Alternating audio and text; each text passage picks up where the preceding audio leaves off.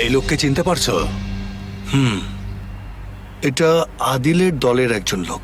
ইরফান এসেন্দেমির। বুলগারিয়ান ইরফান নামে পরিচিত। আর এটা ওসমান, পাগল ওসমান। আকসারাইয়ের একটা নাইট ক্লাবে সে তার বিজনেস চালায়। চমৎকার।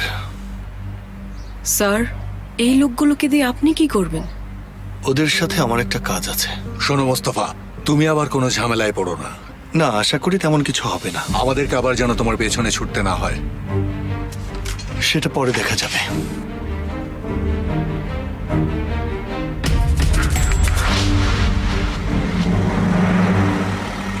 অনেক কষ্ট হলো আপনার, ধন্যবাদ। উমরান ম্যাডাম, ইসাকে হয়তো আপনার হসপিটালে নিতে হতে পারে।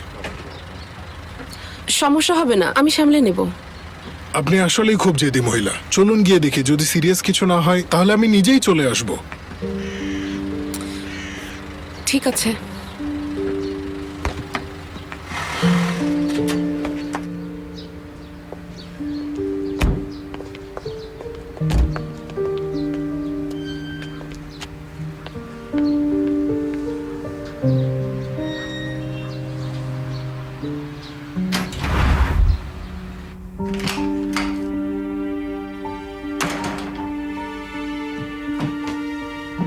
বাবা আমার। আসসালামু আলাইকুম কর্নেল। ওয়ালাইকুম আসসালাম তাসকাফা বাবা, কেমন আছো? আমি ভালো আছি, ধন্যবাদ। কষ্ট হচ্ছে বাবা, পুড়ে যাচ্ছে। মা, বাবা, তুমি ঠিক আছো? আমি ঠিক আছি মা। আঙ্কেল, আপনি কেমন আছেন? ভালো আছি, কিন্তু তুমি নিজের এই কি হাল করে রেখেছো? এই তো একটু জ্বর হয়েছে। সমস্যা নেই, তুমি জলদি সুস্থ হয়ে উঠবে। কোনো প্রয়োজন হলে আমাকে ফোন করবেন। পরে দেখা হবে। আঙ্কেল, আপনি থেকে যান না। ঠিকই তো, তুমি থেকে যাও বাবা। হ্যাঁ, থাকো।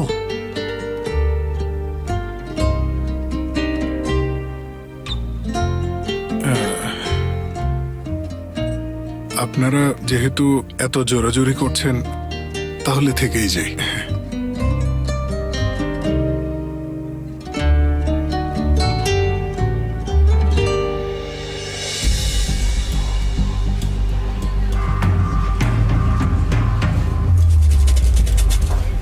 এটা হচ্ছে আমাদের এইচআর ডিপার্টমেন্ট। আপাতত এটুকুই। আমার কিন্তু ভালো লেগেছে। তার মানে আপনি ওকে বলছেন? না, আমি বলছি ট্রাই করে দেখতে পারি। তাহলে আজ রাতে ডিনারের সময় আমরা এই বিষয়ে বিস্তারিত আলোচনা করতে পারি। কেউ কিন্তু না করতে পারবেন না। বিলটা আমি দেব। আমার আপত্তি নেই, তুমি যা বলবে। আমার আগে বাসায় যেতে হবে। ঠিক আছে, আপনি বাসায় যান, সন্ধ্যায় আমি আপনাকে পিক করব। ওকে, দেখা হচ্ছে। Take care.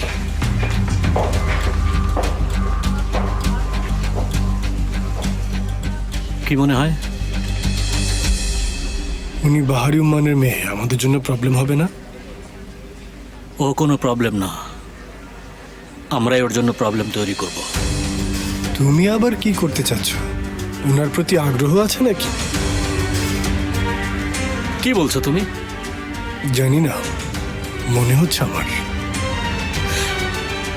আমি শুধু আমার কাজ করছি, কাদ্দাস।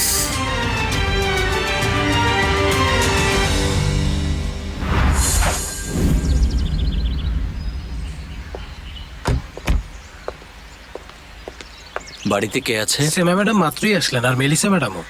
ঠিক আছে, এসো।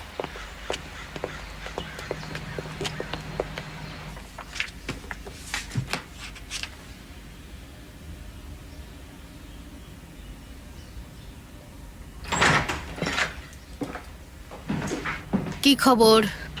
আর এসো, কিছু কি খুঁজে পেলে তুমি? না, একদম নিখোঁজ। বাড়ি ঘর নেই, ফোন নেই, কিছুই নেই। ওরা লুকিয়ে রেখেছে, মনে হচ্ছে মাটি ফেটে গিয়ে তাকে গিলে ফেলেছে। কিন্তু ওকে আমাদের খুঁজে বের করতেই হবে। বাহারি বাবাকে বের করে আনার এটাই একমাত্র উপায়। কোনো একটা উপায় আমরা বের করব।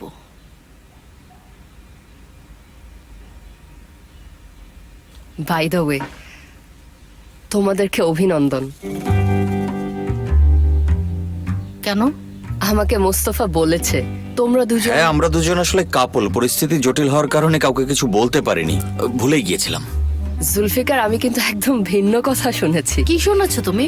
শুনেছি তোমরা। হ্যাঁ, আমরা একে অপরকে অনেক ভালোবাসি সেমা, এতটাই ভালোবাসি যে কি বলবো তোমাকে। আরে কি হচ্ছে এসব? আমি তো কিছু বুঝতে পারছি না।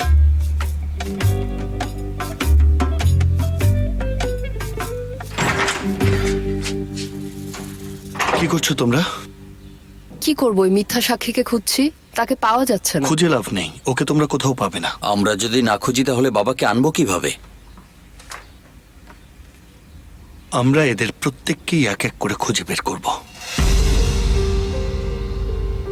এরা কি আদিলের লোক? হ্যাঁ, এসবের পেছনে যেই থাকুক না কেন সে বের হয়ে আসবে। হয় সে ওই মিথ্যা সাক্ষীকে নিয়ে আসবে আর আমাদের হাতে তুলে দেবে, নয়তো সে এই লোকগুলোর লাশ এখান থেকে নিয়ে যাবে। মোস্তফা, তুমি কি বলছো? তুমি কি সিরিয়াস? কি মনে হয়? আমার তো মনে হয় সেমা, আমি খুবই সিরিয়াস। ওই লোকেরা শুধু এই ভাষাই বোঝে, তাই আমরা এই ভাষাতেই কথা বলবো।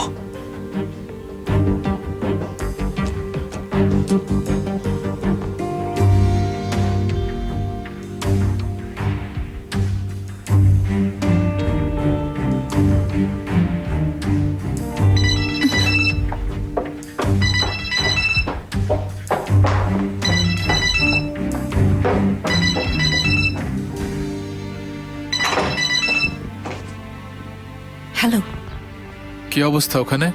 সারাদিন ধরে ওরা শুধু ফিসফিস করে কথা বলছে, কিন্তু আমি ওদের কথা কিছুই শুনতে পাচ্ছি না। তুমি শুনতে পাচ্ছ না মানে কি? এসব বিষয় তো তুমি এক্সপার্ট। সদরুদ্দিন, আমি কিন্তু আমার সাধ্যমতো চেষ্টা করছি। কিছু শুনতে পেলে আমাকে ফোন করবে, ঠিক আছে? বিশেষ করে মোস্তফা, সে কি করছে আমি জানতে চাই। ঠিক আছে, চিন্তা করো না, শুধু আমার উপর বিশ্বাস রাখো।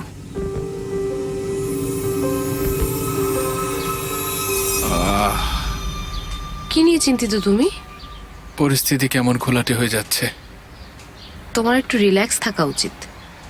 জানি না, রিল্যাক্স থাকাটা কঠিন।